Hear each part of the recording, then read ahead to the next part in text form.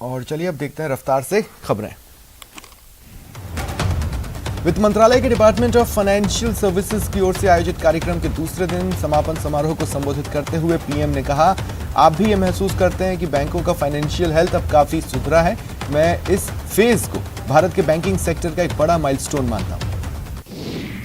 PM Modi ने कहा, देश का बैंकिंग सिस्टम बहुत मजबूत स्थिति में है।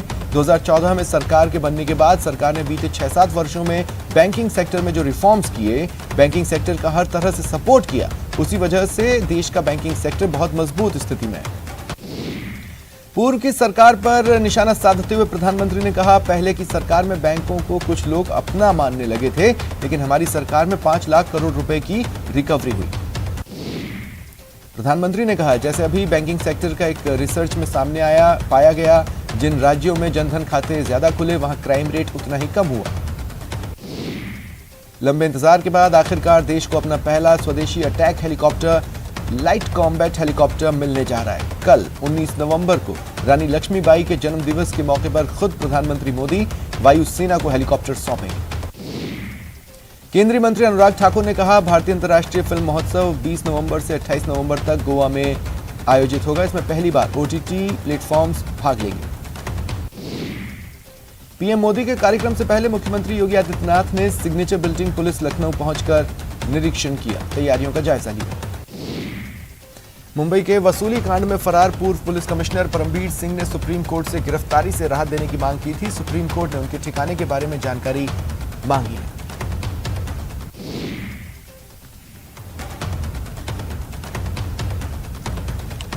झरिया निवासी अधिवक्ता शिव कुमार ने कांग्रेस नेता सलमान खुर्शीद की तरफ से उनकी पुस्तक में हिंदुत्व की तुलना कथित रूप से इस्लामिक संगठन बोको हराम और आतंकवादी संगठन आईसिस से किए जाने को धार्मिक भावनाओं को ठेस पहुंचाने वाला बताते हुए धनबाद की अदालत में शिकायतवाद दायर किया।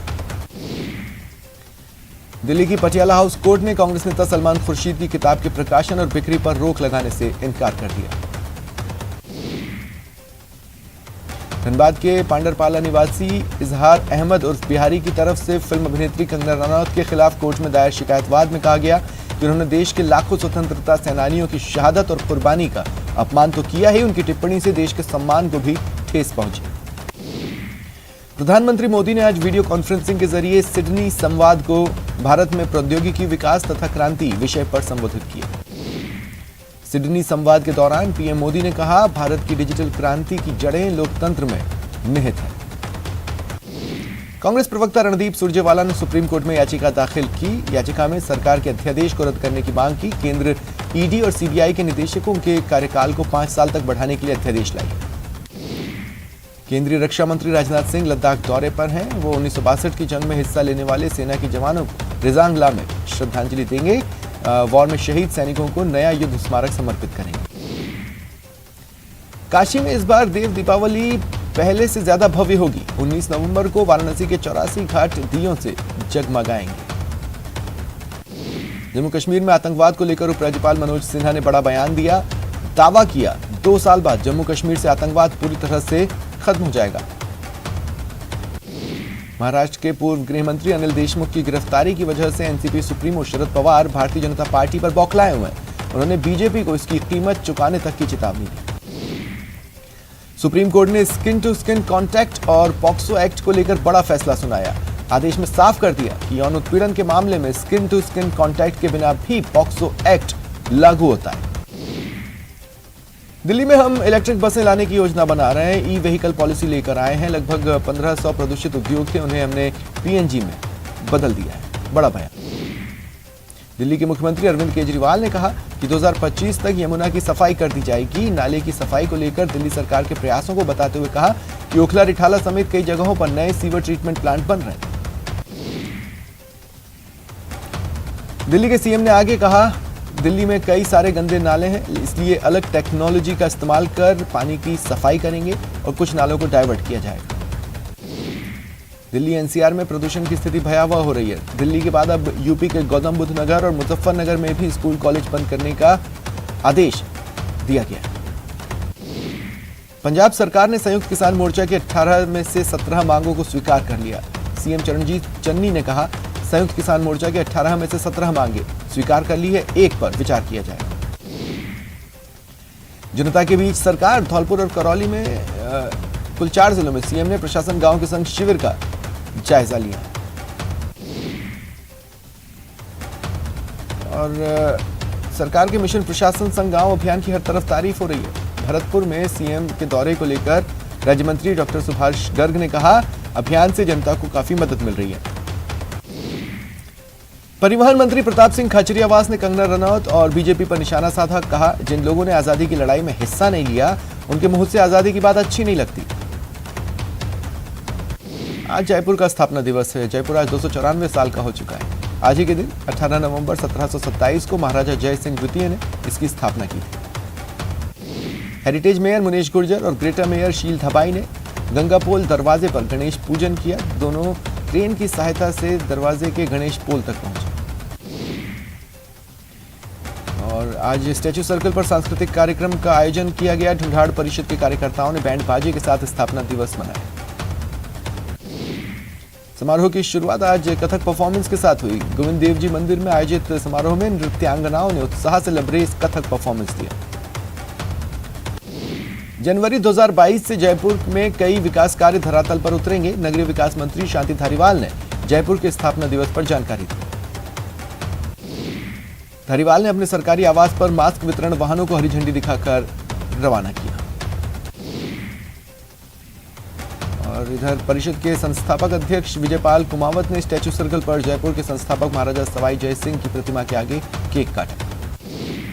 राजस्थान माध्यमिक शिक्षा बोर्ड की वर्ष 2021 की पूरक परीक्षाएं शुरू हो गई हैं। अजमेर में 3 परीक्षा केंद्र बनाए गए हैं। 3 दिन तक चलने वाली पूरक परीक्षा में 1300 परीक्षार्थी शामिल होंगे। सीएम अशोक गहलोत का 21 नवंबर को झुंझुनू के बड़ाऊ में संभावित दौरा है। प्रशासन ने तैयारियां शुरू कर दी। जिला कलेक्टर यूडी खान बड़ाऊ पहुंचकर हेलीपैड और सभा स्थल का मुआयना करते दिखे। बीजेपी प्रदेश अध्यक्ष सतीश पूनिया ने गोविंद सिंह डोटासरा पर निशाना साधा। कहा, गोविंद डोटासरा को इस्तीफा दे देना चाहिए। नेताजी सुभाष चंद्र बोस की बेटी अनीता बोस के दिए बयान पर कैबिनेट मंत्री प्रताप सिंह खाचरियावास ने प्रतिक्रिया दी। कहा, इसमें कोई संदेह नहीं है कि महात्मा गांधी के साथ ही नेताजी सुभाष चंद्र बोस का भी आजादी में योगदान। शिमला में पीठासीन अधिकारियों के 82वें सम्मेलन का समापन समारोह में लोकसभा अध्यक्ष ने कहा कि 100 वर्षों की यात्रा में हमने लोकतंत्र की मजबूती के लिए कई निर्णय लिए। देश में पिछले 24 घंटों में कोरोना के 11,919 नए केस आए। 470 लोगों की मौत हो गई। एक्टिव केसेस 1,28,762 है। श्रीगंगानगर के सादुल शहर में डीएपी की किल्लत के चलते किसानों ने कृषि उपज मंडी समिति के सामने धरना लगाकर रोड जाम किया। सीकर के फतेहपुर में सब जेल का गुरुवार को प्रशासन की टीम और पुलिस ने औचक निरीक्षण किया। डूंगरपुर की 6 कच्ची बस्तियों में रहने वाले करीब 400 परिवारों को राहत मिलेगी। डूंगरपुर नगर परिषद के आयुक्त नरपत सिंह राजपुरोहित ने बताया, हाईकोर्ट ने कच्ची बस्तियों में पट्टा जारी करने को लेकर लगी रोक हटा दी। डूंगरपुर जिले के दिवड़ा छोटा गांव में शिक्षा विभाग की ओर से आयोजित 65वीं जिला स्तरीय खेलकूद प्रतियोगिता का समापन। कोटपुतली में मुख्य सचिव ने बिचून गांव पहुंचकर प्रशासन गांव के संग शिविर का औचक निरीक्षण किया। डूंगरपुर जिले में सीएम अशोक गहलोत सरकार द्वारा शुरू किया गया प्रशासन शहरों के संग अभियान का लाभ आमजन को मिलता दिखाई दे रहा है। झुंझुनू में मदरसा पैरा टीचर्स का अनिश्चितकालीन धरना हुआ। दूसरे दिन थाली बजाकर विरोध जताया गया। चित्तौड़गढ़ जिले में हुई दिन भर बारिश के बाद निम्बाहेड़ा कृषि उपज मंडी में किसानों के लाए गए उपज का खराब होने की जानकारी सामने आई है। अलवर शहीद स्मारक पर गुरुवार को पूर्व सैन्य अधिकारियों द्वारा रिझानगला दिवस मनाया गया।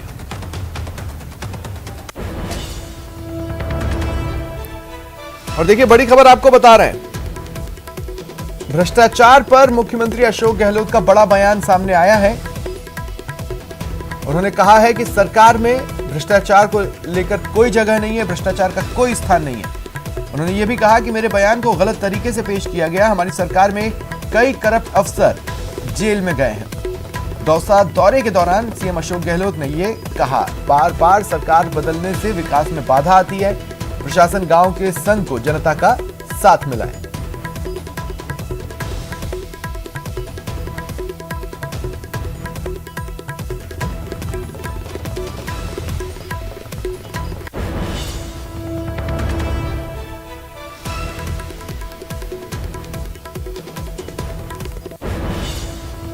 करप्शन की बात मैंने शुरू कर दी तो वो मैं कहना चाहूँगा, अभी इतने एसी भी इतना अच्छा काम कर रही राजस्थान में, हिंदुस्तान में मैं समझता हूँ सबसे अच्छा काम एंटी करप्शन डिपार्टमेंट कर रहे थे, राजस्थान में कर रहा है। जो पकड़े जा रहे हैं वो तो कोई शिक्षा विभाग है नहीं, तो खाली कोई टीचर की बात नहीं थी, वो बात थी कि सब जगह हर डिपार्टमेंट में करप्शन होता ही होता है, पर सरकार की मंशा है करप्शन रोके कैसे।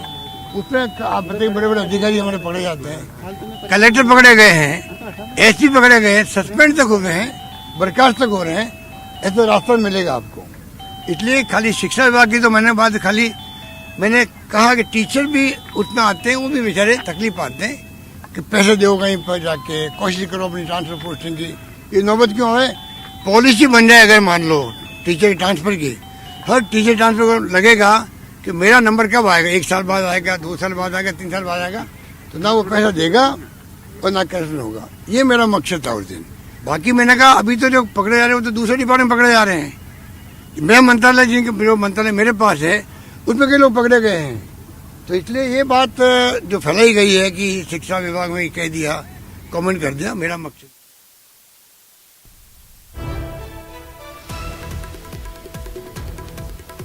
देखिए,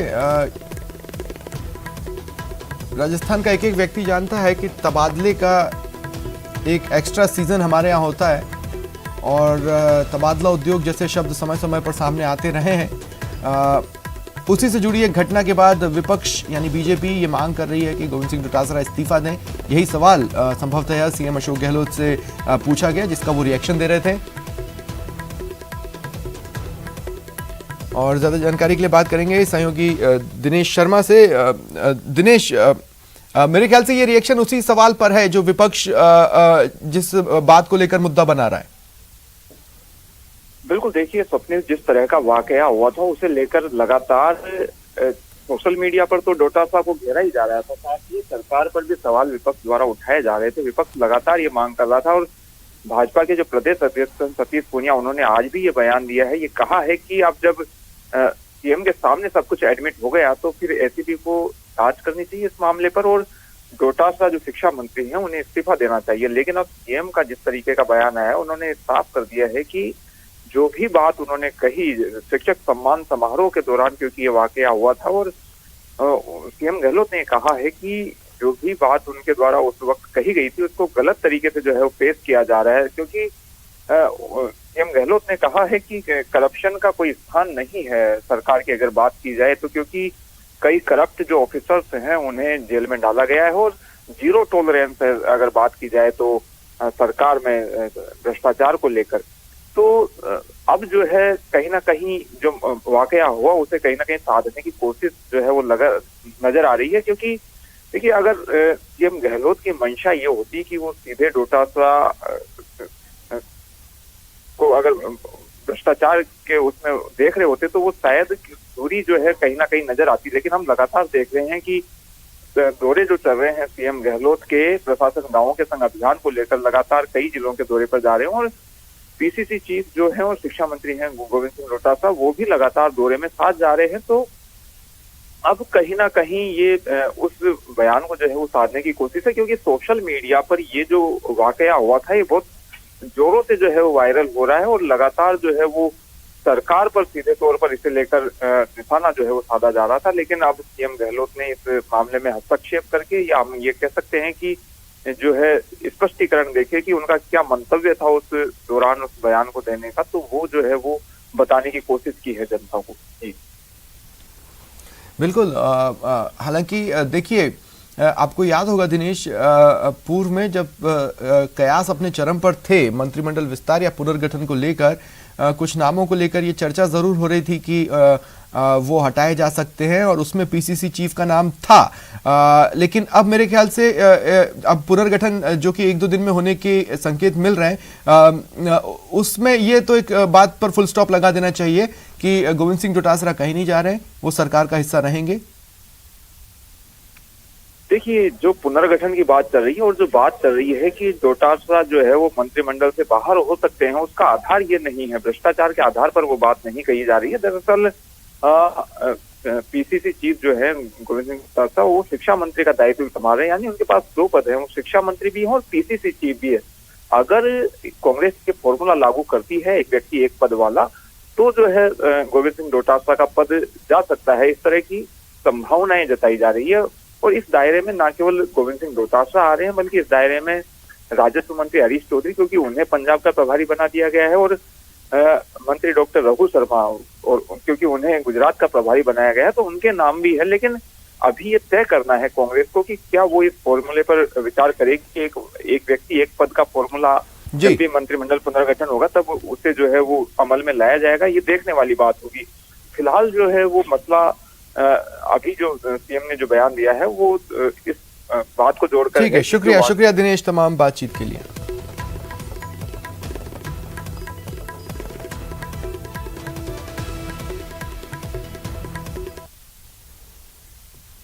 और रुकते हैं एक ब्रेक के लिए।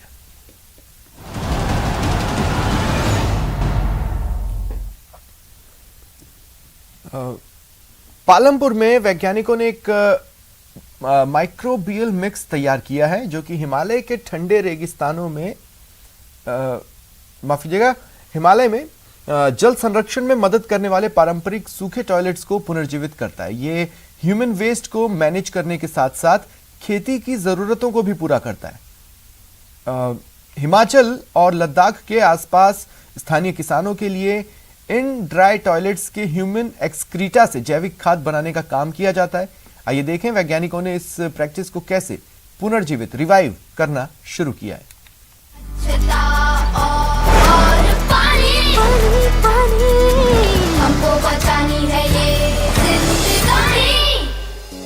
Today we are here at Goshal village of Lahaul and Spiti district in Himachal Pradesh to bring out a story on sanitation and water conservation.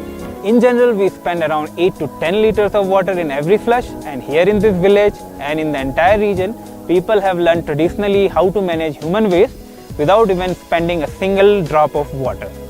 And this village is special because this was the first time that we got introduced to Himalayan dry toilets, which not only manages human waste without water, but also utilizes the compost in agriculture farmland. At my back, we have this structure, and it has two-storied structure. On the top story, they defecate, and on the bottom story, the human waste gets accumulated. So after the season goes off, after around 6 months, they collect the human waste and put it in the fields.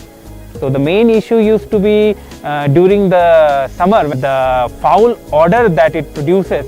We came across that when they were defecating, they were covering the fecal material with some dry material. So there was nothing but they were using ashes or cattle waste or soil, etc. So we wanted them to use our product. We mixed it with some carrier material, and we took good care that we used the carrier material which were again going to be organic, and it was good for the soil. पहले जो हम गोप use कर रहे थे उसमें जो बहुत दुर्गंध आ रही थी, तो अभी हमने जो पालमपुर से जो बूस्टर लाया था उसे यूज़ किया और उससे जो दुर्गंध बहुत कम हो गई है और इससे हमें जो है बहुत लाभ मिला है। स्वच्छता और पानी हमको बचानी है ये जिंदगानी। देश के लोग स्वास्थ्य के प्रति जागरूक हों और कोरोना के खिलाफ जंग में हर किसी की भागीदारी सुनिश्चित हो सके, इसके लिए सरकार लगातार प्रयास कर रही है। इसी कड़ी में स्वास्थ्य मंत्री मनसुख मंडाविया ने बीते मंगलवार दिल्ली के प्रगति मैदान में लगे अंतर्राष्ट्रीय व्यापार मेले में स्वास्थ्य मंत्रालय के मंडप का उद्घाटन किया और देश के नागरिकों से टीके की दोनों डोज लेने की अपील की।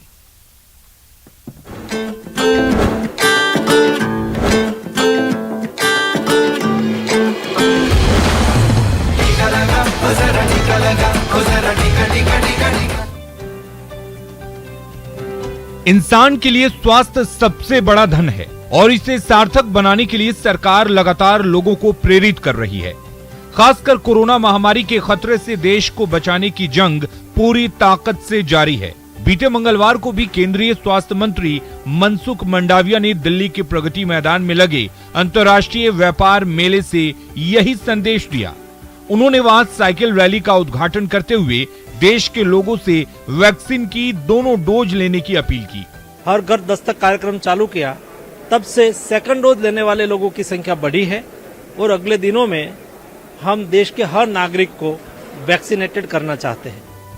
अंतर्राष्ट्रीय ट्रेड मेले में साइकिल से पहुंचे स्वास्थ्य मंत्री ने कहा कि हेल्थ कभी ट्रेड नहीं हो सकता, लेकिन इसका मार्केटिंग होना और इस प्लेटफॉर्म के जरिए इसका लाभ आम जनता तक पहुंचाना बेहद आवश्यक है। लोगों को स्वस्थ रहने का संदेश देते हुए केंद्रीय स्वास्थ्य मंत्री ने बताया कि किस तरह देश में कोरोना वायरस के खात्मे के लिए हर घर दस्तक अभियान के माध्यम से हर नागरिक को डबल डोज देने का प्रयास किया जा रहा है। मैं साइकिलिंग कैंपेन पिछले 12 साल से चला रहा हूँ। Cycling is a not fashion, it's a passion to me. केंद्रीय स्वास्थ्य मंत्री आज पवेलियन में साइकिल चलाते हुए आए और उन्होंने साफ तौर पे मैसेज दिया कि अगर आपको स्वस्थ रहना है तो अपने स्वास्थ्य के लिए, अपने परिवार के लिए आपको खुद से मेहनत भी करनी चाहिए। वीडियो जर्नलिस्ट योगेंद्र के साथ शंकर आनंद, न्यूज़ 18 दिल्ली।